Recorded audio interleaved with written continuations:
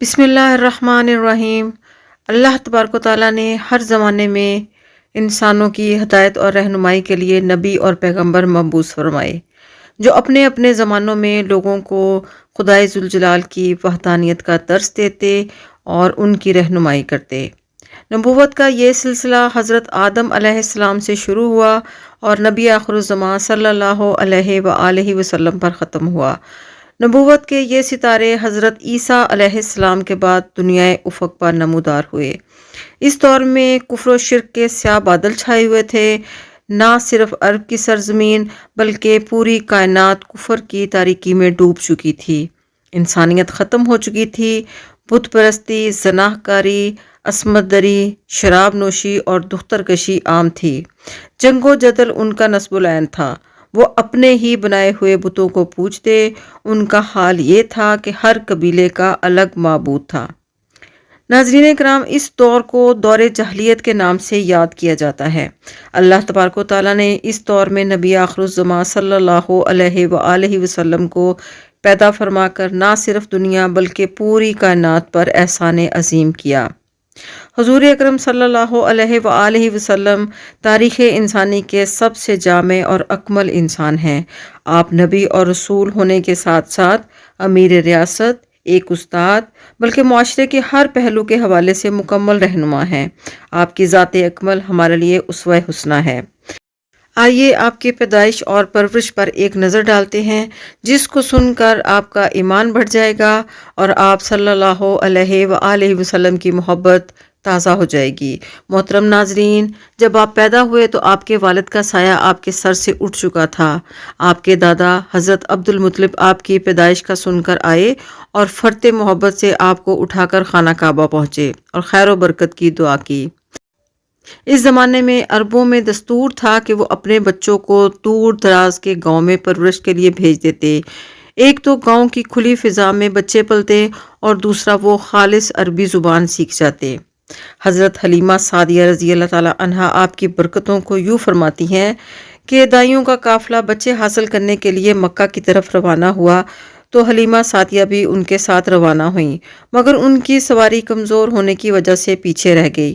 عورتوں نے حضور صلی اللہ علیہ وآلہ وسلم کو دیکھا مگر دودھ پلانا قبول نہ کیا، کیونکہ آپ یتیم تھے اور انعام و کرام ملنے کی امید نہ تھی، مگر یہ سعادت حلیمہ سعدیہ رضی اللہ عنہا کے حصے میں آنا تھی۔ ہوتا کچھ یوں ہے کہ تمام عورتوں نے بچے حاصل کر لیے مگر حلیمہ سعدیہ کو کوئی بچہ نہ ملا۔ واپسی کا ٹائم ہونے لگا تو حلیمہ سعدیہ نے اپنے شوہر سے کہا کہ مجھے اچھا نہیں لگ رہا کہ میں خالی ہاتھ جاؤں، کیوں نہ اس یتیم بچے کو ہی لے جاؤں۔ آپ کے شوہر نے اجازت دی تو آپ حضرت عبد المطلب کے گھر گئیں۔ حضرت آمنہ رضی اللہ تعالی عنہا آپ کو بچے کے پاس لے گئیں۔ آپ بچے کا حسن و جمال دیکھ کر دنگ رہ گئیں۔ جب آپ نے آنکھیں کھولیں تو نور آسمان تک پہنچ گیا۔ اس زمانے میں حلیمہ سعدیہ کا قبیلہ قحط کا شکار تھا۔ فاقوں کی وجہ سے جانور لاغر اور کمزور ہو چکے تھے۔ حلیمہ سعدیہ کی سواری بھی بہت مریل سی تھی، مگر جیسے ہی آپ صلی اللہ علیہ وآلہ وسلم کو لے کر چلیں تو آپ کی سواری اتنا تیز چلی کہ پورے قافلے کو پیچھے چھوڑ دیا۔ آپ فرماتی ہیں، جب میں قبیلہ پہنچی تو میری بکریوں کے تھن دودھ سے بھرے ہوئے تھے۔ اس دن ہمارے سارے برتن دودھ سے بھر گئے۔ ہم نے خوب سیر ہو کر دودھ پیا۔ ہم نے جان لیا کہ یہ ساری برکت اس بچے کی وجہ سے ہے۔ لوگ بہت متعجب ہو گئے تھے کیونکہ میری بکریاں پہلے سے موٹی ہو گئی تھیں اور دودھ بھی زیادہ دینے لگی تھیں۔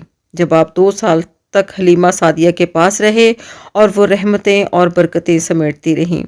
معاہدے کے مطابق دودھ چھڑانے کے بعد آپ کی والدہ کے پاس چھوڑنا تھا، مگر دل سے نہیں چاہتی تھی کہ آپ جائیں۔ عجیب اتفاق یہ ہوا کہ اس زمانے میں مکہ میں وبائی مرض پھیلا ہوا تھا۔ یوں آپ مزید کچھ عرصہ کے لیے میرے پاس آ گئے۔ بی بی آمنہ کا چاند ایک بار پھر حلیمہ سعدیہ کے آنگن میں روشن ہو گیا۔ مزید 4 سال تک آپ بنو سعد میں رہے۔ کچھ بڑے ہوئے تو بچوں کو کھیلتا ہوا دیکھتے مگر ان کے پاس نہ جاتے۔ ایک روز آپ نے پوچھا، امی جان میرے بہن بھائی نظر نہیں آتے؟ میں نے بتایا کہ وہ صبح سویرے بکریاں چرانے چلے جاتے ہیں، شام کو آتے ہیں۔ آپ نے فرمایا مجھے بھی بھیج دیا کریں، لہٰذا آپ بھی بکریاں چرانے جانے لگے۔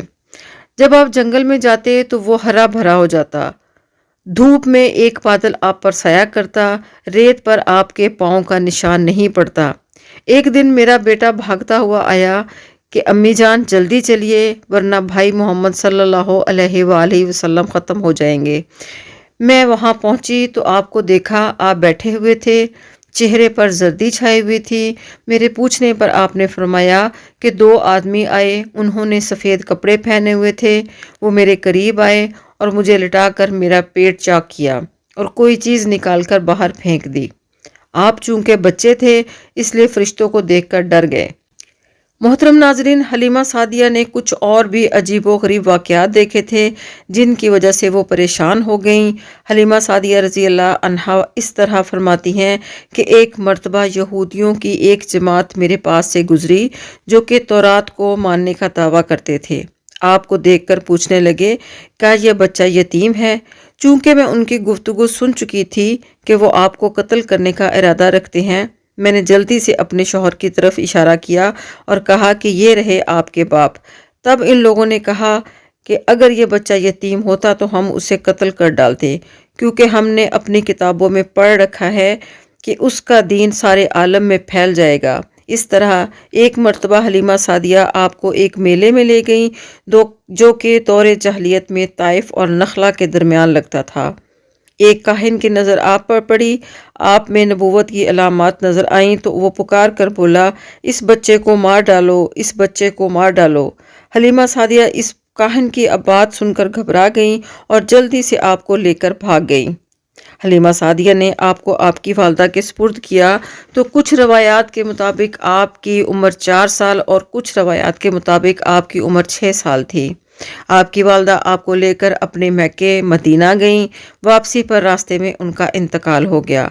यूं आपकी वालदा का साया उठ जाने के बाद हज़रत अब्दुल मुत्तलिब आपको लेकर मक्का आ गए और हज़रत अब्दुल मुत्तलिब की मोहब्बत का ये आलम था कि खाना खाने बैठते तो कहते मेरे बेटे को लाओ। आप तशरीफ़ लाते तो आपके साथ खाना खाते। तकरीबन 8 साल के हुए तो आपके दादा का भी इंतकाल हो गया। इस तरह एक अजीम सरपरस्त का साया आपके सर से उठ गया। उसके बाद आपके चचा अबू तालिब ने आपकी कफालत की और वो आपके निगरान मुकर्रर हुए। तो अजीज़ दोस्तों, उम्मीद है कि आपको वीडियो पसंद आई होगी। अगर वीडियो पसंद आई हो तो लाइक करें, शेयर करें और सब्सक्राइब करें।